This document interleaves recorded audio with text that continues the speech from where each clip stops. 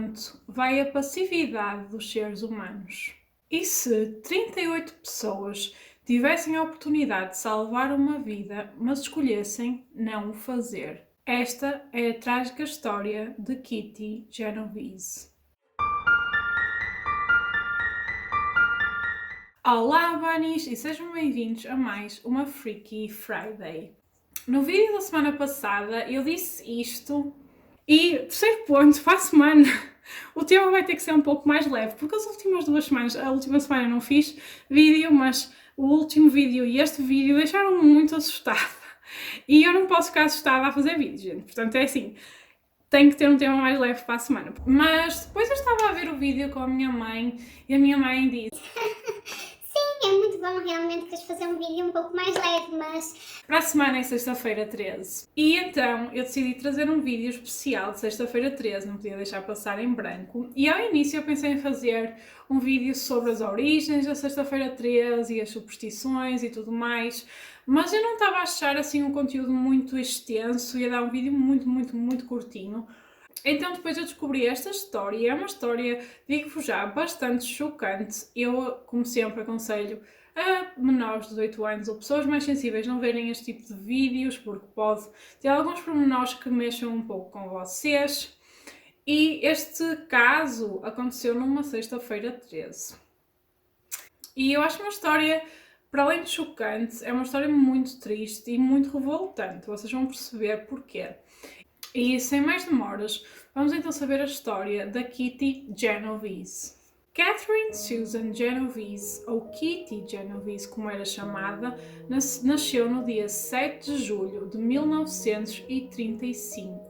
Ela era a mais velha de 5 filhos, de um casal italo-americano chamados Rachel e Vincent Andronelli Genovese. A Kitty Genovese ela cresceu num bairro em Brooklyn que era maioritariamente habitado por famílias italianas e irlandesas. Quando ela era adolescente, ela frequentou um colégio só para raparigas e lá as pessoas descreviam-na como sendo uma pessoa muito alegre e com bastante autoconfiança, até com autoconfiança a mais para aquela idade, para a idade que ela tinha. Em 1954, a mãe da Kitty presenciou um assassinato e a família mudou-se para Connecticut, mas a Kitty decidiu ficar em Nova York com os avós, até porque ela estava a planear o casamento dela, e portanto ela quis ficar em Brooklyn. Mas o casamento dela acabou por ser cancelado ainda nesse ano de 1954. Depois disto, a Kitty mudou-se para outro apartamento, também em Brooklyn, e ela teve diversos trabalhos e também começou a trabalhar como empregada do bar. Em 1961, ela foi presa por fazer apostas ilegais nesse bar onde ela trabalhava, mas foi solta pouco tempo depois. Depois dela ter sido libertada, ela arranjou outro emprego num bar e nesse bar ela fazia quase o papel de gerente do bar, uma vez que o dono do bar estava quase sempre ausente. A Kitty ela trabalhava muitas horas e ela fazia turnos duplos e então ela estava a conseguir amealhar muito dinheiro, e com este dinheiro ela pretendia abrir um restaurante italiano. Nesta altura da vida dela, a Kitty vivia num apartamento com a namorada. Eu acho que a namorada, eu não consegui perceber muito bem se ela era namorada ou era amiga, mas eu acho que era namorada, que se chamava Mary Ann Zilonko, e ela conheceu esta rapariga em 1963. No dia 13 de março de 1964, que também era uma sexta-feira 13 e um ano bissexto, como este ano, a Kitty saiu do bar onde ela trabalhava às 2h30 da manhã e conduziu para casa. Quando ela parou num semáforo vermelho, um homem que estava estacionado num carro perto dali reparou nela. A Kitty ela chegou ao apartamento por volta das 3h15 da manhã e estacionou o carro num parque de estacionamento que ficava a 30 metros do apartamento, que ficava num beco atrás dos prédios. Quando a Kitty estava a caminhar em direção ao prédio dela, o homem que a tinha visto no semáforo vermelho e que a seguiu até casa, saiu do carro dele, armado com uma faca de caça, e começou a seguir a Kitty e aproximar-se dela. Nesse momento, quando a Kitty se apercebeu que estava a ser perseguida, ela começou a correr para a entrada do prédio dela e o homem correu atrás dela e conseguiu derrubá-la e esfaqueou-a 2 vezes nas costas. Nesse momento, a Kitty, muito aflita, gritou: "Oh meu Deus, ele esfaqueou-me, socorro!" Sabe-se que ela disse estas palavras porque vários vizinhos nessa altura a ouviram a gritar, mas poucos associaram que estes gritos eram um pedido de ajuda, então eles ignoraram. Um desses vizinhos, um homem chamado Robert Moser, ele viu o ataque e ele gritou para o homem: "Ei, deixa essa rapariga em paz!" Neste momento, quando este vizinho gritou para ele, o atacante, ele fugiu e a Kitty estava gravemente ferida e ela arrastou-se para uma entrada traseira do prédio para ver se conseguia entrar. Várias testemunhas viram o atacante entrar no carro e a sair e a ir embora, mas a voltar 10 minutos depois. O homem, o atacante, ele ocultava o rosto dele com um chapéu de abas largas e ele foi visto a procurar desesperadamente no parque de estacionamento, numa estação de comboio e nos becos lá à volta do prédio. Ele estava à procura da Kitty. E eventualmente o atacante conseguiu encontrar a Kitty, que estava encostada a uma porta nas traseiras do prédio, onde ela tinha tentado entrar, mas não conseguiu porque a porta estava trancada. Então, neste momento, o homem ele voltou a esfaquear a Kitty várias vezes, abusou dela sexualmente e roubou-lhe $49 e fugiu. Este ataque ele durou no total 1h30, os dois ataques, e por marcas nas mãos da Kitty dá para perceber que ela se tentou defender do homem. E a Kitty, depois deste ataque, poucos momentos depois deste ataque, ela foi encontrada por uma vizinha dela. Este caso, ele aconteceu 4 anos antes da polícia de Nova York ter disponível um número de emergência, tipo um 112. E então era difícil dar prioridade a certas chamadas.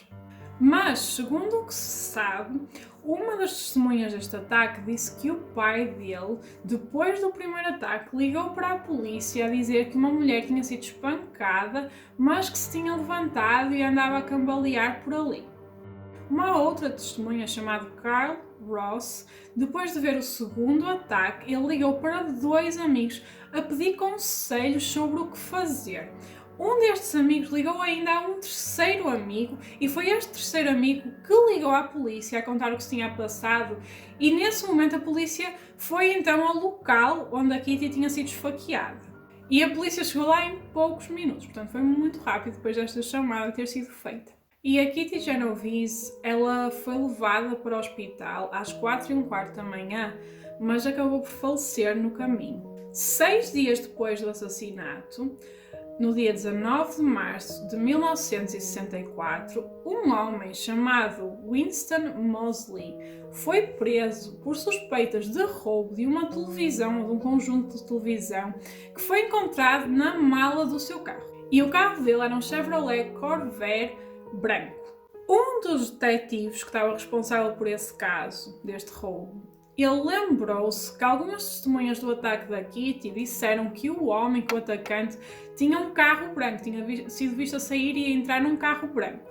Então eles resolveram pressionar este Winston Moseley a ver se ele tinha alguma coisa a ver com isso. E quando ele foi questionado, Winston Moseley, ele confessou ter morto a Kitty e mais 2 mulheres, uma delas de 15 anos.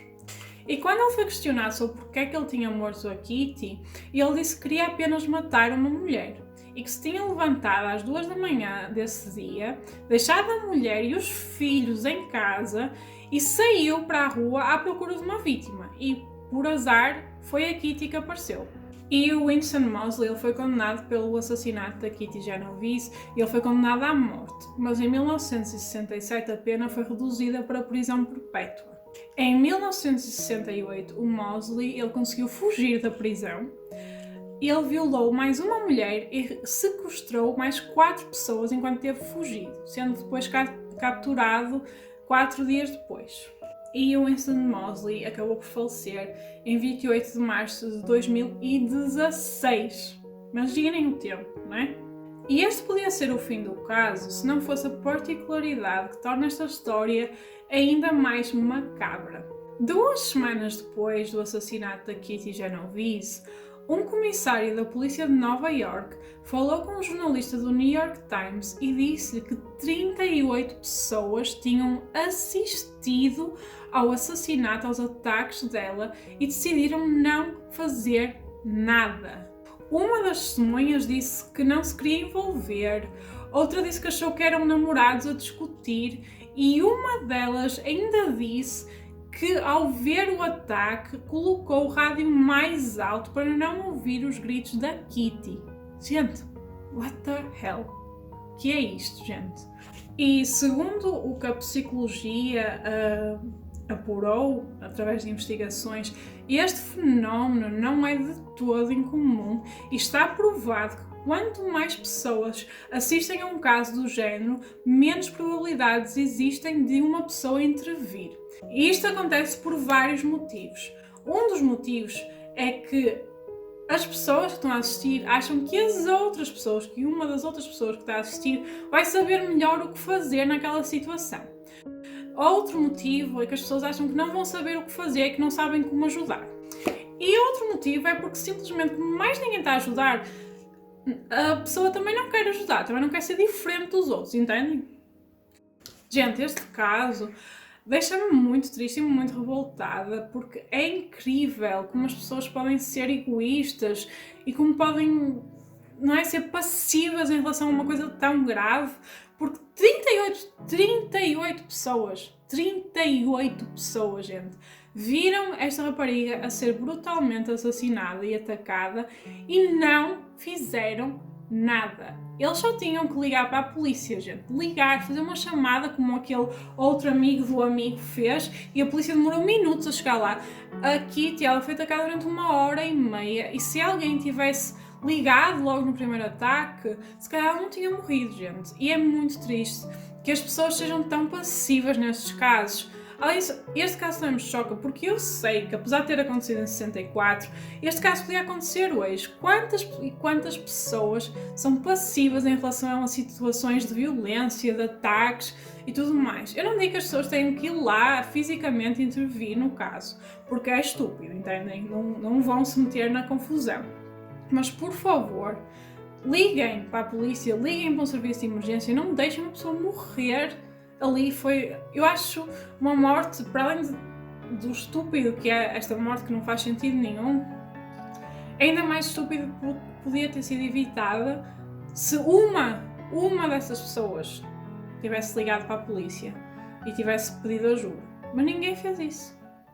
Todos acharam que é uma briga de namorados, ela já está bem, já se levantou, e ninguém foi capaz de dizer, por favor, mandem uma ambulância, mandem alguma coisa para aqui para ajudar a rapariga. Ela tinha 28 anos quando morreu, ela é mais nova do que eu acho ridículo, acho horrível, e pelo que eu estive a ler, nessas zonas assim de bairros lá em Nova York e assim, é muito comum as pessoas não fazerem nada. Não foi o único caso que aconteceu, já aconteceram mais casos do género e as pessoas não fazem nada, porque muitas vezes dizem, porque já estão habituados a ver violência. Gente, não é por vocês estarem habituados a verem violência que não vão intervir num caso destes. Por isso, eu acho que este caso é um caso que serve de exemplo para todos nós que vivemos em sociedade, para estarmos muito atentos a estas coisas e nunca se sabe quando é que pode ser o nosso dia de salvar a vida de alguém. E portanto, este foi o caso que eu trouxe. É uma história muito triste, para mim pelo menos é super triste. E eu espero que vocês tenham gostado. Se gostaram, já sabem, deixem o vosso like e subscrevam da Vânia Boudoir em todas as redes sociais. Tenham uma excelente sexta-feira 13. Mantenham-se seguros, por favor. Não andem na rua à noite sozinhos. Muito cuidado com estas coisas, porque isto aconteceu nos Estados Unidos, mas pode acontecer em qualquer lado. Portanto, sempre muito cuidado. Um beijinho enorme. Tchau!